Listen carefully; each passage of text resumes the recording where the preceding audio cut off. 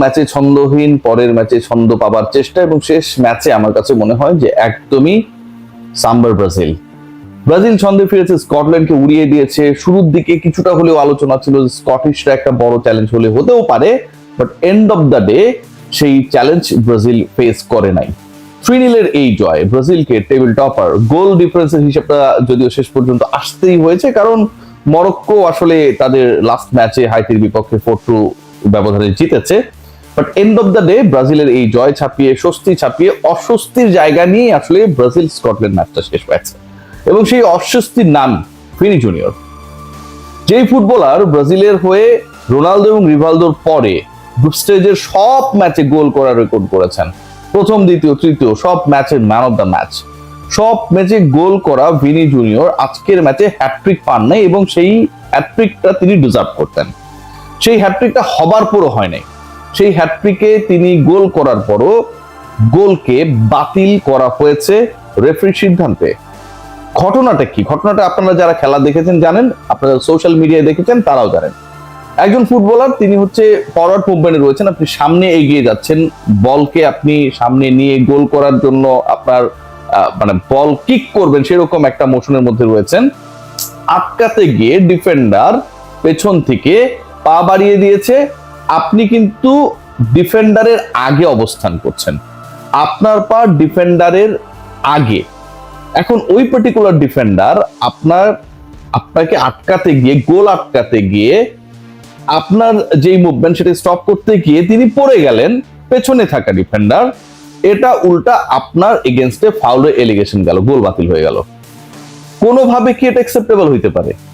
আপনি সামনে রয়েছেন, আপনার পা সামনে রয়েছে, আপনি বলে কিক করছেন, পেছনে থাকা ডিফেন্ডার আপনাকে আটকাতে গেল পিছন থেকে, এবং তিনি আপনাকে আটকাতে গিয়ে, আপনি সামনে রয়েছেন, আপনার পা সামনে রয়েছে, আপনি অ্যাকশনে রয়েছেন, আপনার পা অ্যাকশনে রয়েছে, তিনি পড়ে গেলেন। ফাউল হলো যেই ফুটবলার সামনে রয়েছে তার দ্বারা।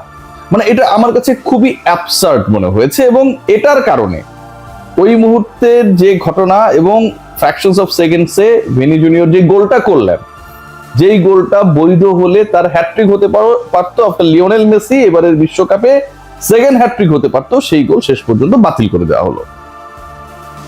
এই গোলটা কোন যুক্তিতে বাতিল হলো, কিভাবে বাতিল হলো, এটা বাতিল করার আগে আরো একটু সময় নেওয়া যেত কিনা, ডিফারেন্ট অ্যাঙ্গেল থেকে যেই অ্যাঙ্গেলের স্ক্রিনশট এই মুহূর্তে সোশ্যাল প্ল্যাটফর্মে ভাসছে সেটাকে দেখা যেত কিনা, সেই ব্যাপারগুলোর ব্যাপারে কিন্তু যথেষ্ট কনফিউশন রয়েছে। এবং যেখানটায় স্কটল্যান্ড, মানে যাদের পক্ষে ফাউলের সিদ্ধান্ত গেছে, ভিনি জুনিয়র সামনে ছিলেন, তিনি বলে কিক করছিলেন, বল নিয়ে তিনি দৌড়চ্ছিলেন, তিনি অ্যাকশনে ছিলেন, পেছনে থাকা ডিফেন্ডার পড়ে গেলেন, সেই ডিফেন্ডার স্কটল্যান্ডের, সেই স্কটল্যান্ড ফাউলের জন্য কোনো ধরনের অ্যাপিল করেনি। যেই দলটা ফাউলের জন্য অ্যাপিলই করলো না, তাদের পক্ষে ফাউল গেছে। আর যেই দলের ফুটবলার তিনি আসলে যেভাবে তার কাজটুকু করার কথা সেভাবেই করছিলেন, তার এগেনস্টে ফাউল হলো, গোল বাতিল হয়ে গেল। এবং এই গোল বাতিল হওয়াটা আজকের ম্যাচে ভিনি জুনিয়র যে অন্য দুটা গোল করেছেন, 3-0 ব্রাজিল জিতেছে, স্কটল্যান্ড উড়ে গেছে, গ্রুপ চ্যাম্পিয়ন ব্রাজিল হয়েছে, নেইমার মাঠে নেমেছে 981 দিন পরে, সব ছাপিয়ে এই একটা বিতর্কিত সিদ্ধান্ত, বলতেই হবে এই একটা বিতর্কিত সিদ্ধান্ত আমার কাছে মনে হয় পুরো ম্যাচ জুড়ে সবচেয়ে বেশি প্রভাব ফেলেছে। আফটার দ্য ম্যাচ এই আলোচনাটা সবচেয়ে বেশি হচ্ছে এবং হওয়াটাও যৌক্তিক। এর আগে যদি ভিনি জুনিয়রের পারফরমেন্স আপনারা বিবেচনা করেন, যে একজন ফুটবলার ভাবতে পারেন রোনালদো রিভালদোর পরে 2002 ওয়ার্ল্ড কাপের পরে গ্রুপ স্টেজের সব ম্যাচে তিনি গোল পেয়েছেন, সব ম্যাচেই ম্যান অফ দ্য ম্যাচ, যেভাবে খেলেছেন মনে হচ্ছিল যে ভিনি জুনিয়র না, সেই স্বর্ণালী সময় রোনালদিনহো যেন মাঠে নেমেছে। 54 মিনিটে একটা সুযোগ পেয়েছিলেন, শেষ পর্যন্ত গোল দিতে পারেননি, ওটাও যদি হতো বিরতির পরে হ্যাটট্রিক হয়ে যেত। তারপরেও একটা সুযোগ পেয়েছিলেন, ডিরেক্ট মারলেন কিন্তু সরাসরি গোলকিপারের হাতে, সেটাও শেষ পর্যন্ত গোল হলো না। ভিনি জুনিয়রের জন্য ডেফিনেটলি ব্যাড লাক। বাট এই ম্যাচকে কেন্দ্র করে যেই বিতর্ক এবং সিদ্ধান্ত কেন্দ্রিক যে সমস্যাটা হয়েছে, এটা কিন্তু থ্রু আউট দ্য টুর্নামেন্ট চলতে থাকবে, কারণ এই সিদ্ধান্ত কোনোভাবেই ব্রাজিলের এগেনস্টে যাবার কোনো যুক্তি নেই। What about the other issues? ভিনির প্রথম গোলের দিকে যদি আপনারা তাকান, আমার কাছে মনে হয় যে এই গোলটায় তার তো ডেফিনেটলি কৃতিত্ব রয়েছে, বাট সবচেয়ে বেশি আমার কাছে মনে হয়েছে যে রায়ান মাত্র 19 বছর বয়সী একজন ফুটবলার, তার যে ক্ষুধা, তিনি যেভাবে মেক করেছেন এবং রাফিনিয়া না থাকার পরে তার উপর যে ডিপেন্ডেন্সি ব্রাজিল করেছিল সেটার একটা প্রতিদান কিন্তু তিনি অসাধারণভাবে দিয়েছেন। ওপেন নেট মিস করলেও যে চান্সেস গুলো ক্রিয়েট করেছেন, যেভাবে সৃষ্টিশীল ছিলেন, আমার কাছে মনে হয় তার এই ক্রিয়েটিভিটি ব্রাজিলের রেস্ট অফ দ্য ম্যাচেসে এন্ড রেস্ট অফ দ্য স্টেজে একটা বিগ রোল প্লে করবে। বাট আজকের ম্যাচে ভিনির ওই বিতর্কিত যেই গোলটা ভিনির বাতিল করে দেওয়া হলো, বা ভিনির যেই গোলটা বিতর্কিত ভাবে বাতিল করা হলো, এর বাইরে সবচেয়ে আলোচিত, সবচেয়ে গুরুত্বপূর্ণ পার্ট মনে হয়েছে নেইমারের প্রত্যাবর্তন আফটার 3 ইয়ার্স। যখন 76 মিনিটে নেইমার নামলেন এবং যখন তাকে সাবস্টিটিউট করে নামানো হলো, সেই সময়টাই গ্যালারির উচ্ছ্বাস, যারা খেলা দেখছিলেন তাদের উচ্ছ্বাস আকাশ ছোঁয়া ছিল। নেইমার যে খুব সৃষ্টিশীল কিছু করতে পেরেছেন, নেইমার সুলভ কোনো কিছু করতে পেরেছেন, দেখিয়ে দিয়েছেন এমন কিছু একটা, সেরকমটা না। বাট নেইমারের presence always been a very very important for Selecao, এবং সেই জায়গাটা আমার কাছে মনে হয় যে 981 দিন পর Neymar highest goal scorer forever for Brazil, তিনি যখন নামলেন, এটা আমার কাছে মনে হয় যতটুকু আসলে উচ্ছ্বাসের ছিল তার থেকে অনেক বেশি ব্রাজিল ফ্যানদের জন্য আবেগময় মুহূর্ত।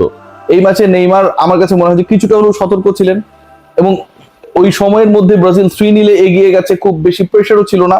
পরের রাউন্ডে যেন আসলে নেইমারকে প্রপারলি পাওয়া যায়, 76 মিনিটে নামা নেইমারের তুলনায় যেন 90 মিনিটসের নেইমারকে পাওয়া যায়, সেরকম একটা ইনস্ট্রাকশন থাকতেও পারে।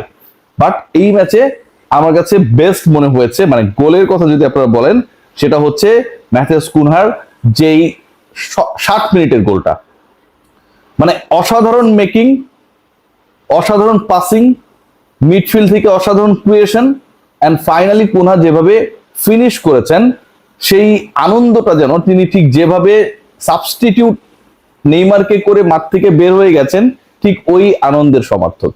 ব্রাজিলের আজকের খেলার সবচেয়ে গুরুত্বপূর্ণ পার্ট আমার কাছে মনে হয়েছে যে ওই গোল বাতিলের বিতর্কিত অংশ, নেইমারের মাঠে নামা, কুনহার গোল। তবে এলিসন বেকার যেভাবে আজকে আউটস্ট্যান্ডিং পারফরমেন্স করেছেন, সেটাকে ছোট করে দেখার কোনো সুযোগ নেই।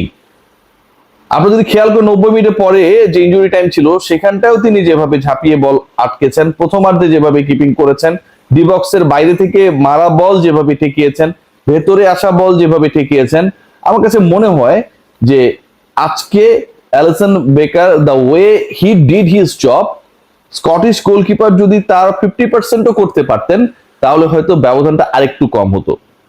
ব্রাজিলের এই ম্যাচটায় ব্রাজিল প্রুফ করেছে, ব্রাজিল আশা দেখিয়েছে, এন্ড ডেফিনেটলি ব্রাজিল হুঙ্কার দিয়েছে that they are in shape. ব্রাজিলের যেই শেপটাই আসলে সবাই এক্সপেক্ট করছিল যে ব্রাজিলকে আসলে আমরা একটু ব্রাজিলের মতো দেখতে চাই, আজকের ম্যাচে অনেকদিন পরে স্পিডি ব্রাজিল, স্কোরিং ব্রাজিল, এবং আমার কাছে মনে হয় স্প্যারিং ব্রাজিলকে দেখা গেছে। তারপরও যেভাবেই যাই ঘটুক না কেন, এন্ড অফ দ্য ডে এই ম্যাচ কেন্দ্রিক আলোচনা আপনি যতই করবেন না কেন, রেফারির বিতর্কিত সিদ্ধান্তে ভিনি জুনিয়রের গোল বাতিলটাই টপ অফ দ্য ডে। সবাই ভালো থাকবেন।